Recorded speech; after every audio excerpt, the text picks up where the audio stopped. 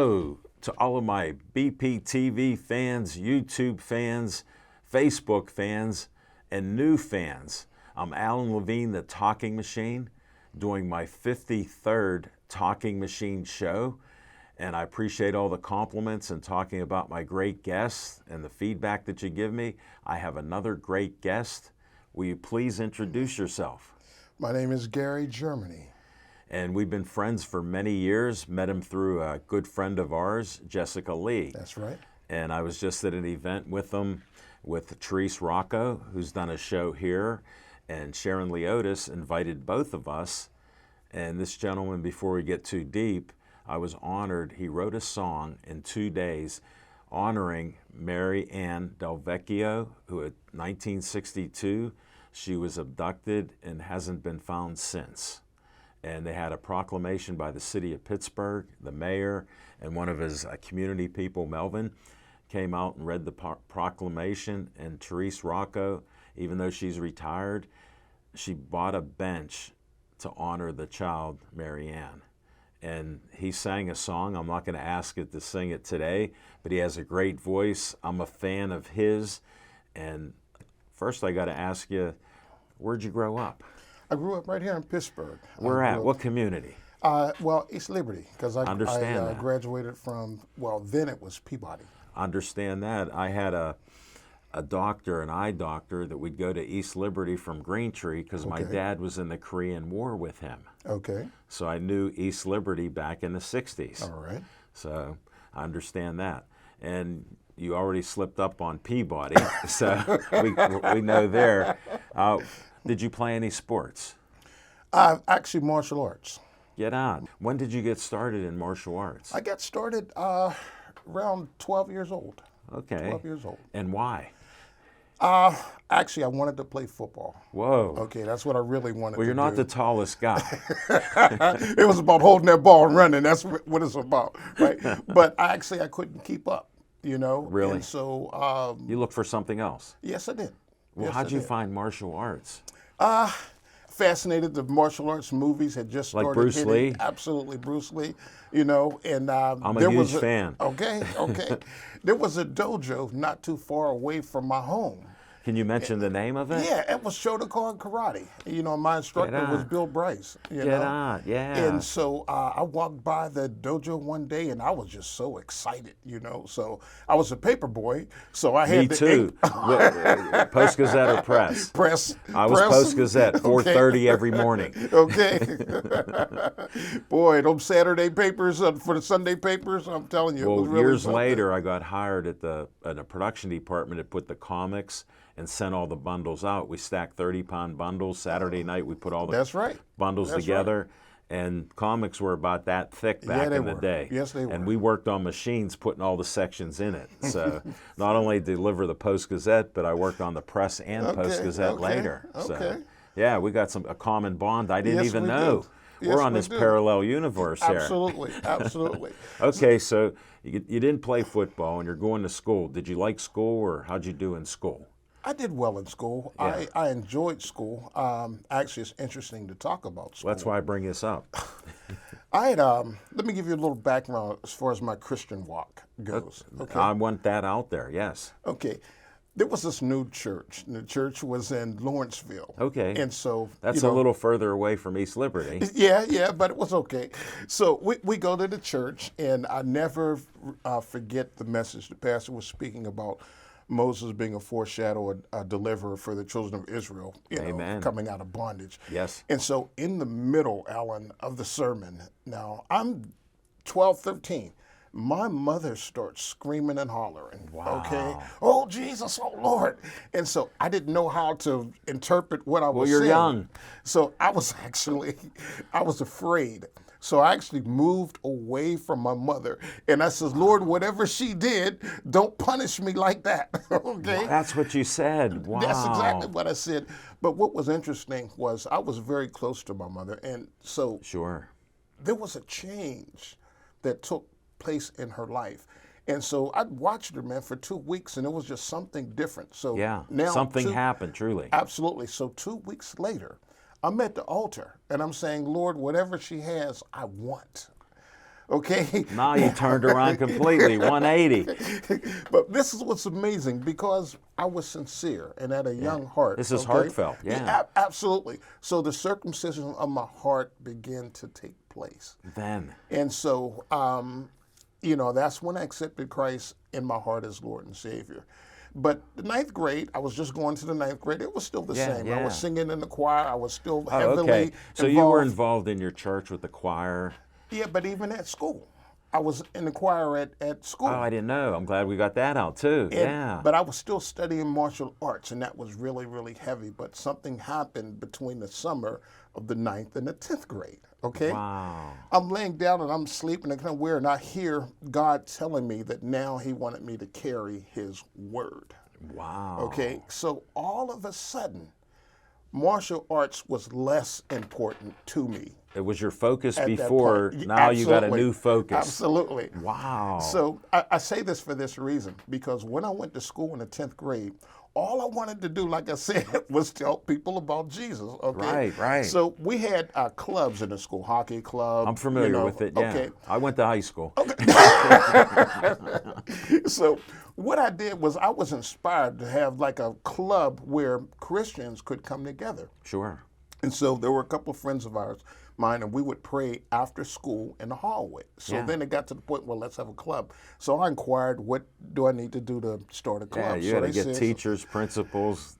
But that's exactly what happened, Alan. There was two principals. There was two teachers that signed off on it right away. So now, what a blessing! It was a blessing. God leads us. Yes, He does. Yes, He does. And so what was interesting was now the club is formated in the 10th grade. The club lasted the 10th grade, 11th grade, and the 12th grade. Now, but just to show you how God's work, when the emphasis on... Well, you graduated 12th grade. Yes, I did. So you're building up to something. Yeah.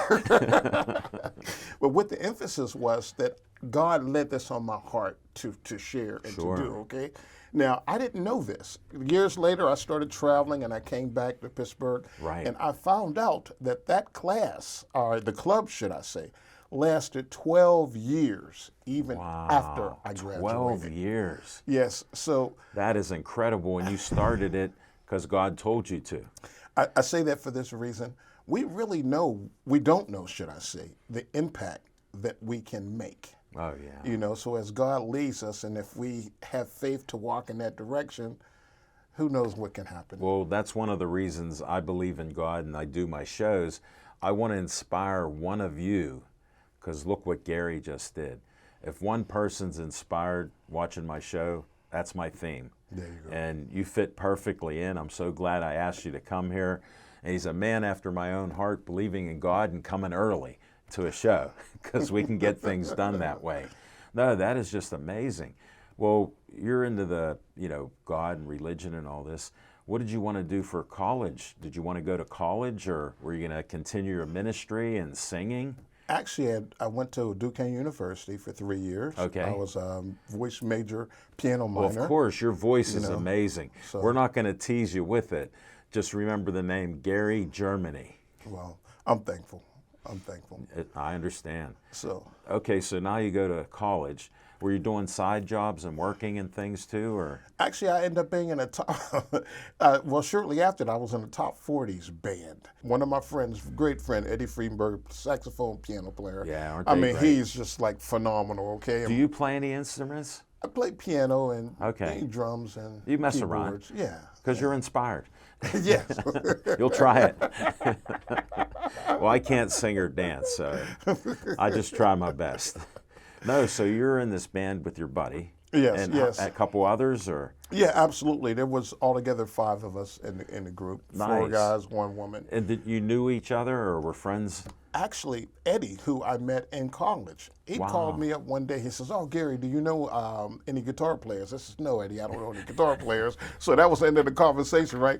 Ellen, he called me back 5 minutes later. "Oh, by the way, we need a singer. Do you want to join the band?" How exciting is that? That's how it happened, just like that. Wow, and you were getting paid to do these gigs. Yes, it was an exciting time. So right at 18, you were ready to roll. Well, yeah, and I was singing before then, but just... Did you get paid singing before? Or more? No. Okay, no, that's what I'm talking about. Yeah. As an adult, Yeah. You were ready to get on with your life and make some money. Absolutely. Because I know I was. I graduated in 1974 and I was ready to roll. Yeah. So I understand that type of mentality. Yeah. Now, how long did you do the band? We did the band for about 1.5 years. Okay. You know. Where'd you travel to? Locally? We did Pittsburgh. We did West Virginia. Oh, you traveled a little, an hour away or so. There you go. There you go. But it's even in the wintertime. You know, we had a truck, like a bakery truck, you know, and we had our equipment. And that's a great move. But you know, when you're that young, the elements don't mean nothing. We're fearless. Show up. That's right. We're fearless. We're going to show up for the job, and let's do it. And you know? I'm the guy, if you tell me I can't do it, I'm that guy that will try to do it no matter what. Right. So I understand that attitude. I didn't lose that. Just saying. Yeah. No, so those journeys had to be something else. Yeah. And people liked what you were doing? Yeah, they did. You know, it was a really positive experience. We were, there was this competition one time, a restaurant called Brandy's. Brandy's. You know, and Where so at? it was on Penn Avenue. I remember. The upper part of the Strip District. Yeah, I remember that Brandy's name. Yeah. So there was a contest that was, you know, going forth, and I told the band all about this contest because the prize was to go to a recording studio, and you would get your demo recorded. And so for me, that was That's huge. Yes, it was. Yes, I know friends that are musicians were young, had their bands, and others over the years. Yeah. Yeah, so I know that's a huge moment. Yeah, it was. You know, just part of a dream come true. So we got in the competition. And what happened? We won the first night. You know, yes. It was really, really a wonderful experience. You know, and then from that we were interviewed on Whammo the very next morning. I understand. I used to listen to Whammo. Okay. So, and that's so cool because now you're getting known by other people. Yes. Not just your circle of friends and others. Yes. Yeah. No, that's great. It was exciting. Oh yeah. Then what happened? You only lasted 1.5 years, so people got involved in other things, and I moved to Arizona. All right, so, you know, I got to ask, why Arizona? At the time, if you had lung situations, then your expectancy on life could be extended in that warmer climate. Do you have asthma? Or? I do, but at the time I moved because my father had emphysema. Oh, okay. And so I moved. That's pretty serious. Yeah, yeah. So, but in Phoenix, I met owner of a recording studio. What a surprise. Record label, yeah. And so we really hit You're it off. on this path, you know? in case you didn't know. Oh, absolutely, yes. Thank but you, just God. show you how things work out. When I was saying that about the recording studio in Pittsburgh for that competition, we went to the studio, dream come true. I recorded a demo, you know, and they were 2 songs that I'd written. Wow. So here, a couple years, about 1.5 years later, I would be in Arizona, okay, and I was able to present the songs that I wrote. So here, the owner of the company, you know, I just wanted Alan to be around. If I could be the janitor and just, you know, learn while eavesdropping, you know what I'm saying? I just wanted to be around. Yeah. And well, you had to know you can sing. I'm thankful. Okay, thankful. Well, you're blessed that way. Yeah. So you knew you could sing. Yeah. So if you had opportunities, you wanted to make the best of it. That's how I look at it. Yeah. And that's to inspire you guys out there. Anybody young or older wants to do it now. Yeah. Just do it. No, that's so cool. And what did he say about the recording? Well, he says, you know, janitor to me. He says, no, you don't need to be a janitor here. What we ought to do is what I'm going to do is I'm going to have you be a lead singer, and we have some females backing you up. Females at that young age? Yeah. What the heck? That's so, great. We went into the studio and we recorded. This was just at the break when videos just started. So groundbreaking. We was just right at the beginning of it. Right. You know? And so the group at the time was called T-Berry Jam. T-Berry Jam. That's hilarious. And what happened then? We recorded, and we got as far as we were actually at the time in negotiations with Warner Brothers, you know. To do a record. Yeah, but that fell through. That didn't work, you know. A lot of people had opportunities for whatever reason. Yeah. It's not meant to be. Yeah. So I studied the course, you know. Then 1.5 years, I was actually, same thing, I went to Motown.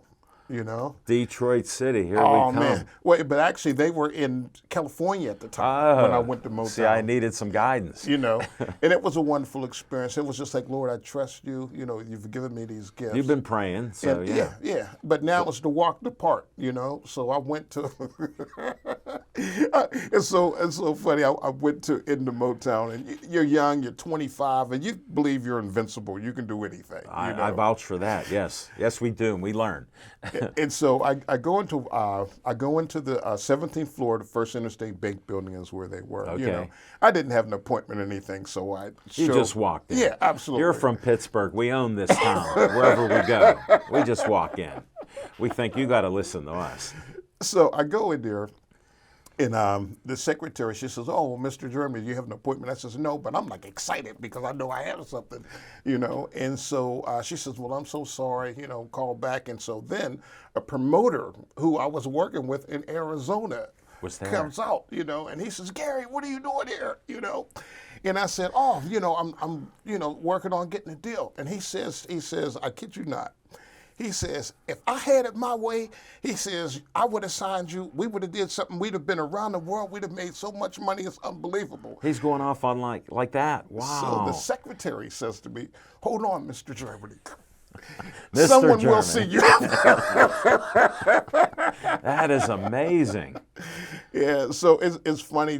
I just say God is great. Because look at you're walking in there like you own the place, and you did. Yeah. Yeah. And now you meet with him.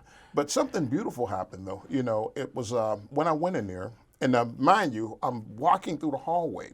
I see all these gold and platinum certificates. These are artists that I grew up listening to, and just was like, wow. So you feel like you know them, and now I'm here. There you go. Took the words out of my mouth. It's like, I'm here. I think like that. So I go in there and I play the demo, and so he says to me, well, at the time, he says, "Well, I don't believe your project is worth putting $500,000 into, right?" Whoa. Now, I'm sitting to myself. This is at 25 years old. And I said to myself, $500,000. I'll take 10%. But it was a wonderful learning experience because what I didn't know was at that time, really discovering an artist, and grooming them days was over. Yeah. They really wanted me to changing. come to the plate. Absolutely. Well, if MTV come out then, that's a whole big difference. Yeah, with videos and stuff like that. So, but he said to me, what was really inspiring, he says, "You have something. Wow. Keep working on it. Keep developing it." That is great. And that phrase, "keep working on it," stayed with me. Inspired you. Absolutely. No, and I know he's a great singer. I've been impressed from the day I met you with how you sing. You got a great voice. Thank you. And I like how you pronounce the words and things in songs, and just heartfelt. You could tell. Thank you. No doubt. All right.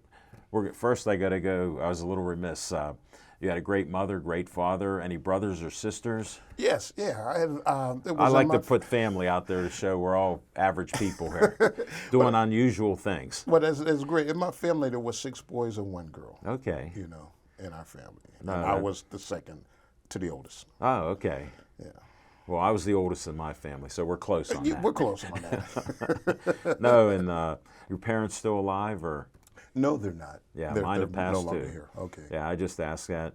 Are you in touch with brothers and sisters, or? Yes, I talk to one of my siblings or several of them every day. No, that's great to have that relationship. Yeah. I just wanted to bring it out because we all have different things that go on in our lives. Yeah. And if you have family there, that means so much. Actually, I work with one of my brothers daily at a church in North Braddock called Jesus Dwelling Place. Wow. And what's his name? Shout out to him. Glenn Germany. And he's actually my youngest brother, Wow, second oldest and youngest bro. Yeah. But he's an amazing man. He really is. I'm really thankful for the insight that God has given him with the scriptures because he's actually the senior pastor. So I'm just grateful for us to be working together. But it's special because we're not just brothers in the Lord, but we're naturally brothers. No, that's even, you got the blood connection too. Yeah, and we care about one another. So. No, I'm glad we could share a little bit of that before I get where you went next. Okay. Now we're at Motown in California. Okay. And so from then, I was actually singing around. I went to Vegas and all of that there. And Did you? Yes, there was a contest I went to Vegas to sing. You're fearless, my friend. So you're trying all this stuff. Absolutely. I like it. When you got in Vegas, you were doing some gigs there around in different places. Well, it was crazy because I actually had I figured. I actually had a vocal coach, okay? And he was with Frankie Valli in the Four Seasons. No way. All right, there's a name dropper there, yeah, baby. Absolutely. So the first time I went to Vegas was with him, and so we were touring. Meaning we went through to Vegas. How crazy was that?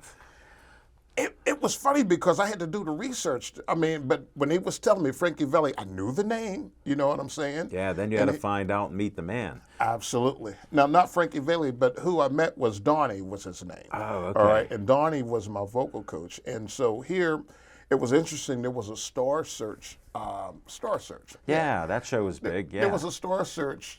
Wasn't Ed McMahon promotion. or somebody doing that? You got it right. You remember that. I'm not a music guy, but I followed it vicariously throughout the ages. I like music, all kinds of music. So Donnie had coached one of the contestants on the show. Wow. You know? What a connection. And so here, when we met and then Donnie name dropped that, then that validated who he was. Sure. You know? And so he took on coaching me, and so we would get together, 2-3 times a week, and we would just go over songs. But these were the songs that I wrote, and we were perfecting them. Yeah. And so then the deal was the goal at the time was to get a record contract. Yeah, get a contract. So we go to Vegas, and here I meet one of the second generation Platters. No way. Okay, and his name was Otis. So we're in Vegas, and they're showing me around, and so I actually went to the recording studio, Alan. Again. where Elvis Presley did his recordings. Wow. And so that's where I was supposed to record when I was in Vegas, And Elvis Presley studio in Vegas. Wow. That's a mouthful. Yeah, it was really, what a really blessing. something. Yeah. It was. So just to be around the caliber of people, and that they could kind of coach me and bring me up to par, lift you up.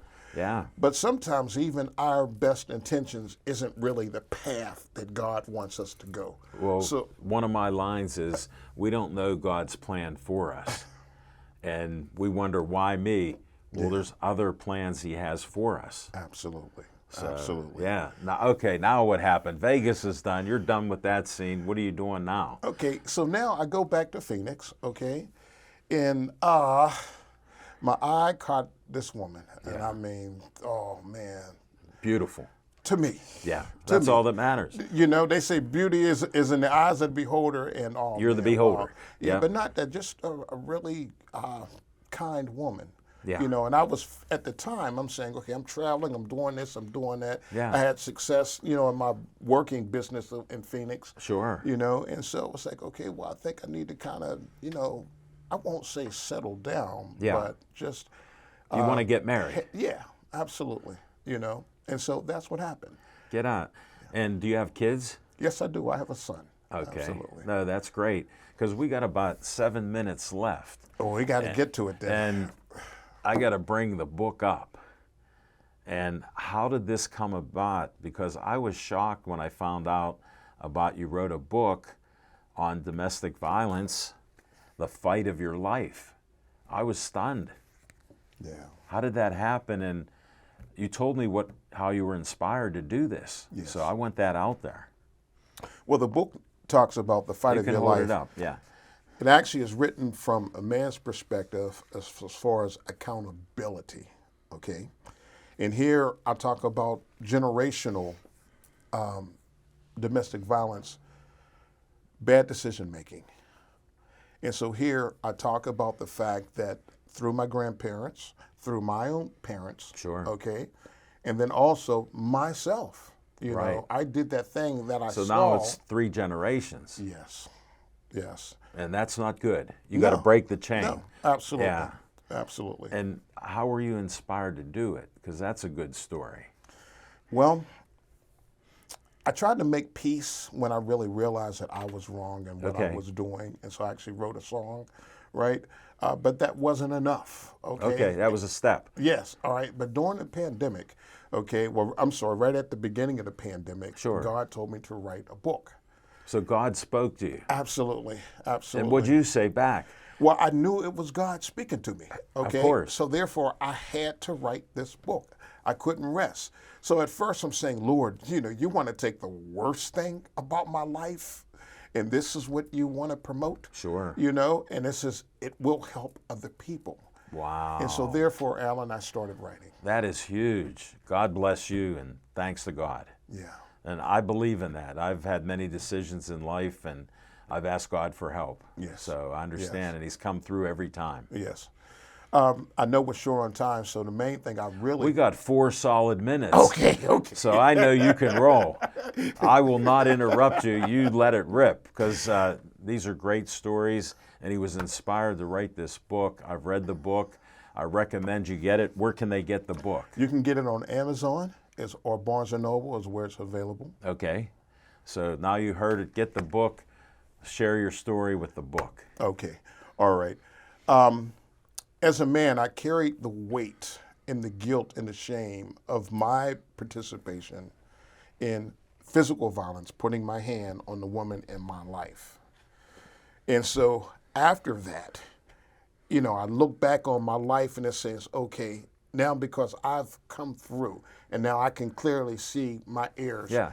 How Your can eyes I- are open. Absolutely. How can I take what I've learned, okay, and share it with other men so that they will have an opportunity not to make the same mistakes? That is okay? amazing and great. Who sits down at the dinner table, not to me often, to say, how was your day, meaning emotionally, okay? What challenges did you have? How did you handle them? Right. Okay, but when you've seen violence in your life, you think that that is the way that you have to do it. And you know at this time you want to change that. Absolutely. Absolutely. That is powerful. So that is the focus of the book, is learning, okay, new behaviors. You can learn behaviors. You can learn how to successfully have a conversation with someone and disagree, but, you know, don't be angry. Now, there's nothing wrong, first off, to feel angry because that's an emotion, but you never want that feeling to become implosive. You never want that to be damning to anyone. So now we're learning life skills, Alan. You know, Yes. how do I maneuver in life? Well, we got less than 2 minutes. Okay. What would be the key points that you want to get out there to help people right now? And we can just get into it deeply as you want. You can change and have healthier relationships, but you have to want to. It's not a walk in the park, okay? But once you, first off, you've got to admit, I'm sorry, you have to admit I have a problem and I need help. And you have to be accountable for it. Absolutely. Exactly. Absolutely. And once you And that's get to what that you point- did. So now you're trying to project that for other people to take that step. Yes. And they have to want to do it, right? That's the thing. Yes. And you have to change that behavior from what I gathered from what you're saying. Yes. No, And it's powerful. worth it. It is worth it, you know, for your relationships, especially the children in your life, the woman in your life, but not just physical violence, but even emotional terror. You don't want to be terrorizing your family. You don't want to create an Mental environment. abuse is so prevalent in our communities nowadays. So this is a well-timed book, and it was a good read, and it inspired me. And I'll just share, I never wanted to control anybody, and I never wanted to hit a woman. Growing up with 3 sisters, I knew men and women thought differently. Yes. So I learned at a young age, and I believe God guided me that way. And I've had things happen, but I thank God for each one of them. Yes. So that's how I look. Absolutely. And I'm glad to have you on here on the show. Thank you. And I'm so honored to have your book be brought out to people where they can get it at Amazon and Barnes & Noble. Absolutely. See, I listened to you. Okay. And we can get that. And that's Gary Germany on the cover of this book. And I want to thank you for coming in. I appreciate you. Thank you. And you were just great. Shout out to everybody. Hope you enjoyed our show. Hope you're inspired. Thanks for all your great feedback. I appreciate it. And we'll be back in a couple weeks to do our 54th Talking Machine show. See you then. Salvation,